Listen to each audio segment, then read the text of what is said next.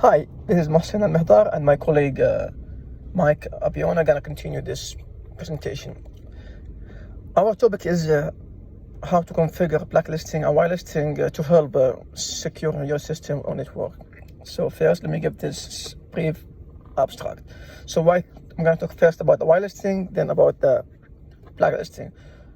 These two terms are opposite or against each other, but they have the same goal to protecting your device or your system. Whitelisting is a practice that allowing certain services on in your network to have any different security features, mobility, access, recognition. This is the opposite, as I said, to the blacklisting. And now I'm going to talk about the blacklisting, which is one of the oldest method in computer security, and it's used to prevent viruses from entering your system. For this reason we can use antivirus in this. We create a list which threaten a system and put them in the blacklist. So the problem statement here. So according to editor David, who is a former IT administration for the company guilty of backdoor account, he said that this guy was found guilty by the government, by the court, was found guilty for of a backdoor account control 70 times. And also the other point in my problem statement is there is a chance to enter any malware in your system if you install third-party software, third-party apps. The organization and its employees do not make their system or network secure from any threat online, such as malware, spam, ransomware. Then there are a chance losing data security and or account, etc. and extra. Finally, this is why we need to use the whitelisting and blacklisting to block and access whatever we want, safely or securely. Then I'm going to talk about my research question. The first question is, what are whitelisting and blacklisting? Then what is malware and how can whitelist stop the entry of stop them to enter your system? Then the third question, how to remove an IP address from a blacklist. If any IP got or was put on a blacklist, how to remove that. Then question 4, what is blacklisting insecurity? Number 5, how application whitelisting can help prevent advanced malware attack. Number 6, how to configure blacklisting and whitelisting to help securing your system or network. Number 7, what is the difference between blacklisting and whitelisting? Number 8, how does an IP and whitelisting or blacklisting is working? 9, what is backdoor and how can we protect our systems or network against them? Number 10, finally, which are the blacklist database where your network get blacklist. So here I'm gonna give you a bunch of them. Okay, first, now I'm gonna answer the first question. What are the whitelisting and blacklisting? So, as a definition, whitelisting is a list of items that give you the access to specified system or network and protocol. All entities, companies, organizations are prevented from accessing when whitelisting is used. Only whitelist is included. Only the whitelist one is included. Whitelisting is configured in such way that we can allow the specific IP address to access the network system. So here we choose who gonna get access to our system for the sake of protection. Then we may block any organization, company, entity, or any IP address in the blacklisting, and preventing them from accessing our system and network. So blacklisting is the equivalent of the whitelisting, as I said in the beginning. Question 2. Okay, what is malware, and can we stop them or stop it from entering our systems? So malware is a group of contain many malware software such as viruses, worms, spyware, keylogger, ransomware, rockets, so on. So it's a coding program developed by cyber attacker, which is used to infiltrate the system for the sake of damaging. It is installed in the system without knowing of the user.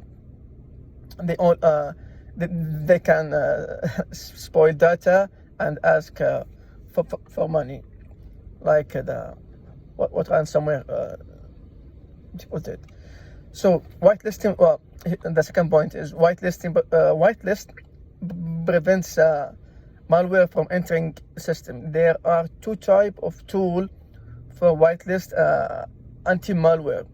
The first one is to protect system from malware attack by entering a password. The second one of whitelisting is anti-malware used cryptographically. It's protect against malware. So question 3, how to remove an IP address from a blacklist? So first of all, you have to check blacklist in the Mix toolbox. Okay. Mix toolbox. This is which is a tool. This is a tool. It checks the IP against over 100 DNS based blacklists. If your IP is blacklist, it will show there and provide you with the detailing. And here I gave you some 4 pictures to explain what's going on. Question 4. What's blacklisting security? Blacklisting is used for antivirus software, spams filter, intrusion detection systems, and also other program. The blacklist the blacklisting unallowable entry to any suspicious or malicious entity in the system network. And here is this diagram showing you what's going on here. So question 5, how application whitelisting can help prevent advanced malware attack? In today's time, there's no better way to stop major threat like ransomware than using the whitelist program. There are a lot of companies on the market that seems to be dealing with the cyber attack. In such cases, the whitelisting method should be used by these organizations to keep them safe. Software resisting policy from Microsoft will help with all of the above described problem. And better still, look at the vendors such as Heimdall Corp, Nomination, and Ctec, and Barclay third-party devices whitelisting solution. Question 6, how to configure blacklisting and whitelisting secure? And this is my topic question. So we have a lot of whitelisting and blacklisting software and application in the market, so that we can block any entity or organization, or also IP address and domain. For this, we can use a firewall that control network security for instance, for example, we receive emails from some company, frequently, which is done for marketing, and it comes in spamming.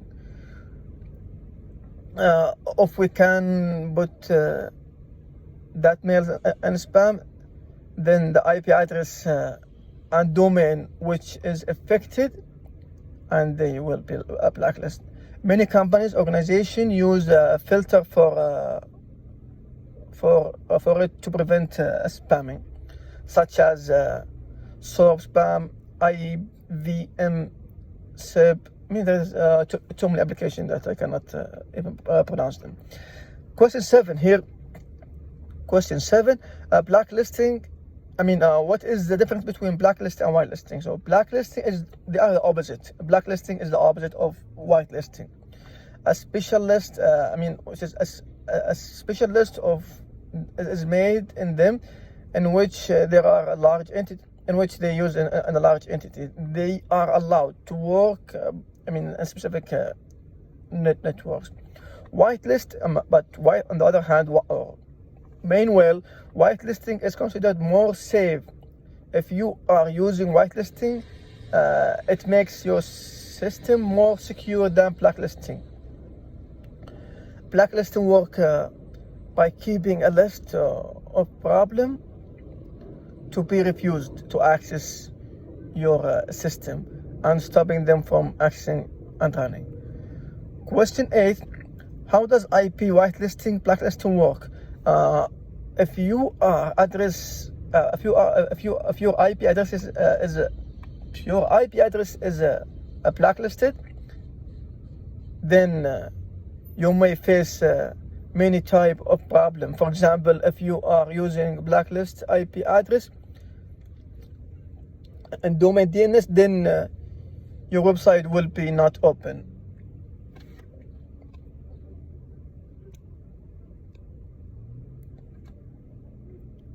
Sorry, a blacklist IP requires to remove a request. Many delisting platforms are free and paid anywhere.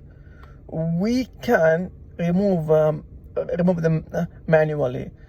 A reason of IP domain blacklist: spam, virus, and malware. So, question 9: what is backdoor and how can we protect against them? So, a backdoor is a partial or a whole or it's meant to be put on a system for reaction later. This is my words to explain it. So the backdoor, it's a backdoor of website, system, server, network, and software that allow an administrator to troubleshoot or register the system.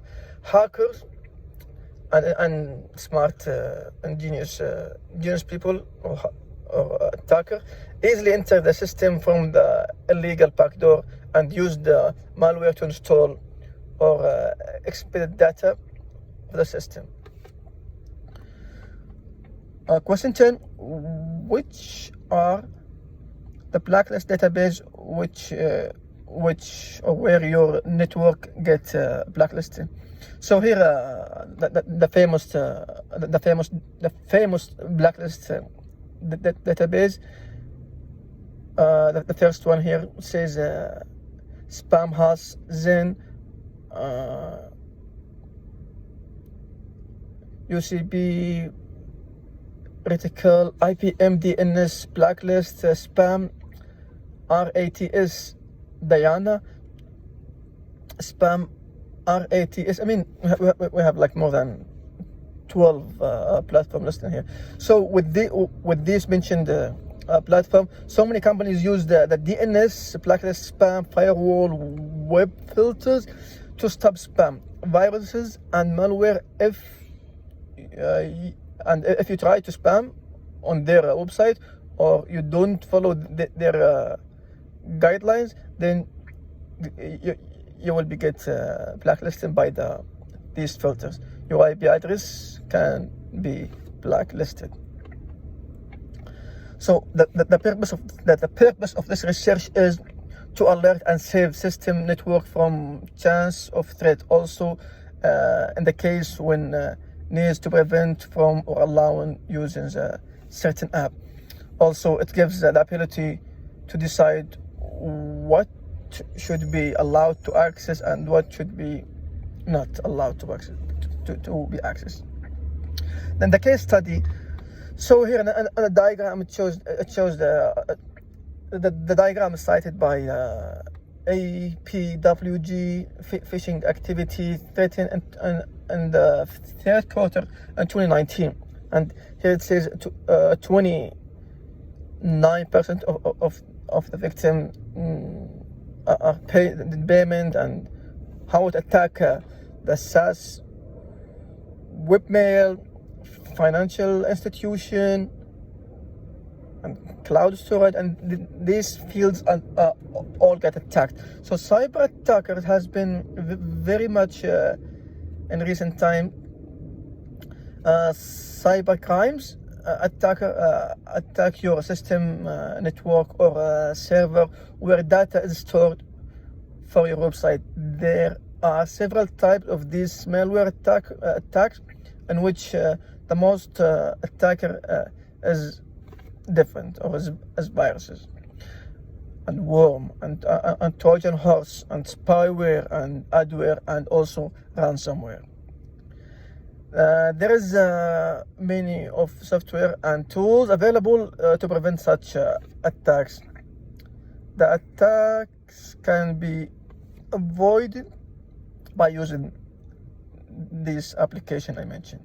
So the case study here is that there is a lot of whitelisting and blacklisting software available to avoid cyber attacks. You can secure your system with this app. For example, Application Control Plus, Kaspersky Whitelist, Centrify Server, and Suite, and also Defend Point, and Power Broker, and also Policy Pack. This software eliminates any suspicious suspicion. This application can defend and eliminate any suspicious file found. So they are so useful. And here I'm going to talk about the methods. Okay. So from the experience, from the practical life, I'm going to say apply a firewall, the first one. Download antivirus software, make a complex password, assure making your operating system, apps, and up to date. In other words, assure to make your operating system application also always updated. Always disagree spams, secure your network with what I just said in the application, and apply encryption. So I'm talking about method 2, which is Power Broker. What is Power Broker? What is it and how it works? So here, what is it? The Power Broker is a whitelist tool. It's a very popular application that supports Linux, Windows, and also Mac operating system. This tool is designed to support whitelist and blacklist too.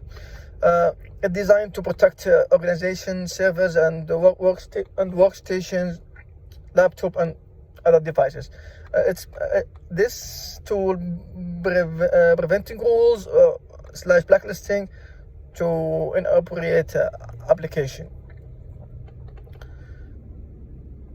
Okay, the method number three is here AppLocker. What is it and how it works? So AppLocker is a whitelisting tool with Microsoft Windows Server Edition. It's allow or deny application from running in which user or group can run. For example, I'm going to give an example here. So the doesn't have the user doesn't have administrator rights, you don't allow the program files to run safely. For this, the user has to get permission first.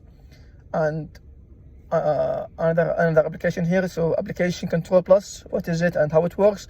Application control plus is a whitelisting blacklisting software. It creates a list of trusted application and allow them to be stopped or running. It prevents the confirmed unsafe application from accessing network. Also, a benefit of this application is stay protected always, minimize the privilege and maximize the security, and tackle any productivity loss. Then we have a Kaspersky whitelist tool. What is it and how it works? Kaspersky whitelist is a whitelisting and software that allow only adding legal software. This a benefit of this is it's free to be downloaded. It's also reported it's reporting the existing Kaspersky security solution and false positive.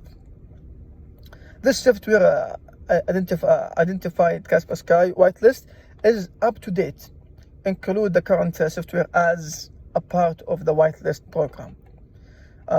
Then there is another tool which is called Komodo Antivirus or Komodo Firewall. What is it and how it works? Komodo Firewall help to stop backdoor attack from hackers.